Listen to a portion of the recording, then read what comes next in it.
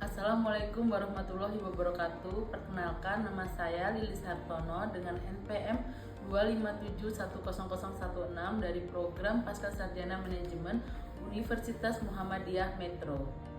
Video ini merupakan tugas ujian akhir semester dari mata kuliah Metode Kuantitatif Bisnis dengan dosen pengampu Bapak Dr. E. Febrianto SEMM, Bapak Dr. Marhaban Sigalingging MM, Bapak Dr. Kuncoro Budirianto SEMM. Terdapat 4 materi, yaitu yang pertama tentang peramalan atau forecasting permintaan, yang kedua analisis kuantitatif untuk manajemen keuangan dan pemasaran, yang ketiga linear programming, yang keempat linear programming maksimisasi dan minimisasi dalam grafik. Saya ingin menjelaskan materi pertama tentang peramalan atau forecasting permintaan.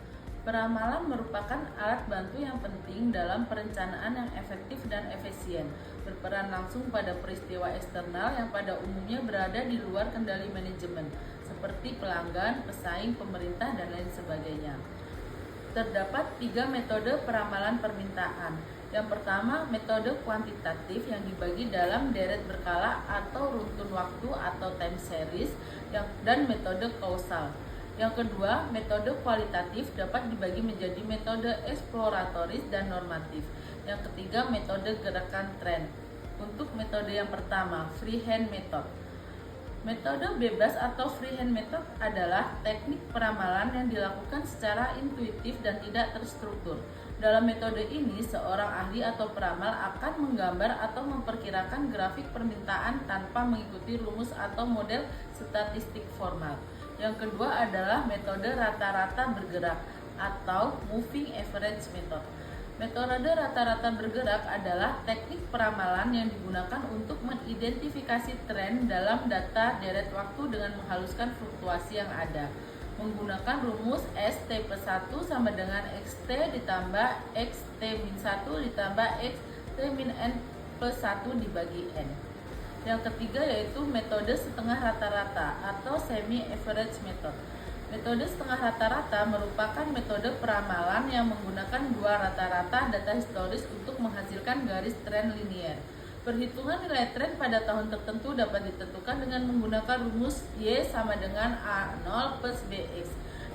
Yang keempat adalah metode kuadrat terkecil atau least square method.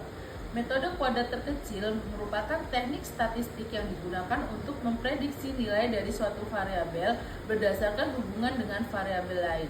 Metode ini bertujuan untuk menemukan garis regresi atau fungsi yang paling baik cocok dengan data yang ada dengan meminimalkan jumlah kuadrat dari selisih antara nilai yang diprediksi dan nilai yang sebenarnya. Persamaan tren yang dipakai adalah Y sama dengan A plus BX, sigma X sama dengan NA plus sigma XB. Sigma XY sama dengan sigma X plus sigma X2B, di mana A dan B adalah konstanta dan persamaan, N adalah data, dan X adalah periode waktu. Materi kedua adalah tentang analisis kuantitatif untuk manajemen pemasaran dan keuangan. Terbagi dalam 3, yaitu yang pertama model kuantitatif untuk investasi dan portofolio, yang kedua analisis permintaan dan elastisitas, yang ketiga model pricing dan market response. Model kuantitatif untuk investasi dan portofolio tujuannya adalah memaksimalkan keuntungan atau return dengan risiko minimal. Analisis permintaan dan elastisitas bertujuan memahami hubungan antara harga produk, pendapatan konsumen, dan kuantitas yang diminta. Metodenya yaitu menggunakan analisis regresi untuk memodelkan fungsi permintaan seperti QD sama dengan F kali PIT, di mana QD adalah kuantitas yang diminta, P adalah harga, I adalah pendapatan, dan T merupakan faktor lain. Elastisitas adalah mengukur persentase perubahan kuantitas diminta akibat perubahan 1% pada variabel lain. Model pricing dan market response bertujuan untuk menentukan harga yang optimal dan memprediksi bagaimana pasar akan bereaksi terhadap perubahan harga atau promosi. Materi ketiga yaitu tentang linear programming. Linear programming adalah salah satu metode matematis yang digunakan untuk membantu manajer dalam pengambilan keputusan. Digunakan untuk menguji atau menyelesaikan model untuk mencari alternatif keputusan yang dapat mengoptimalkan sifat maksimum atau minimum dari fungsi tujuan. Suatu penyelesaian masalah linear programming perlu dibentuk formulasi secara matematik dari masalah yang sedang dihadapi dengan memenuhi syarat sebagai berikut. Yang pertama, adanya variabel keputusan yang dinyatakan dalam simbol matematik dan variabel keputusan ini tidak negatif. Yang kedua, adanya fungsi tujuan dari variabel keputusan yang menggambarkan kriteria pilihan terbaik. Fungsi tujuan ini harus dapat dibuat dalam satu set fungsi linear yang dapat berupa maksimum atau minimum. Dan yang ketiga, adanya kendala sumber daya yang dapat dibuat dalam satu set fungsi linear. Contoh dari aplikasi linear programming diantaranya masalah produk mix atau kombinasi produksi, masalah perencanaan investasi, masalah perencanaan produksi dan persediaan, masalah perencanaan advertensi atau promosi, masalah diet, dan masalah pencampuran. Berikutnya adalah materi keempat, ini merupakan aplikasi dari linear programming, maksimisasi dan minimisasi dalam grafik. Salah satu kegunaan linear programming adalah untuk menguji atau menyelesaikan model untuk mencari alternatif keputusan yang dapat mengoptimalkan sifat maksimum atau minimum dari fungsi tujuan. Kali ini saya mengambil contoh masalah maksimisasi, yaitu masalah produk mix. Di PT Venus adalah pabrik yang memiliki dua jenis produk, yaitu Astro dan Cosmos. Untuk memproduksi keduanya diperlukan bahan baku X dan bahan baku Y dan jam tenaga kerja. Maksimum penyediaan bahan baku X adalah 60 kilo per hari, bahan baku Y 30 kilo per hari, dan tenaga kerja 40 jam per hari. Produksi memberikan keuntungan sebesar Rp40 untuk Astro dan Rp30 untuk Cosmos. Masalahnya adalah bagaimana menentukan jumlah produk yang akan diproduksi dalam setiap hari agar mencapai laba maksimal. Langkah pertama yaitu menggambarkan kendala grafik. Kendala 1 adalah bahan baku A. Kendala 1, 2x1 plus 3x2 kurang dari 60 atau 2x1 plus 3x2 sama dengan 60. Bila x1 sama dengan 0 maka x2 adalah 20. Bila x2 sama dengan 0 maka x1 adalah 30. Kendala 2 adalah bahan baku B. Kendalanya yaitu 2x2 sama dengan 30, x2 sama dengan 15. Kendala ketiga adalah jam tenaga kerja. Didapatkan persamaan 2x1 plus 1x2 sama dengan 40.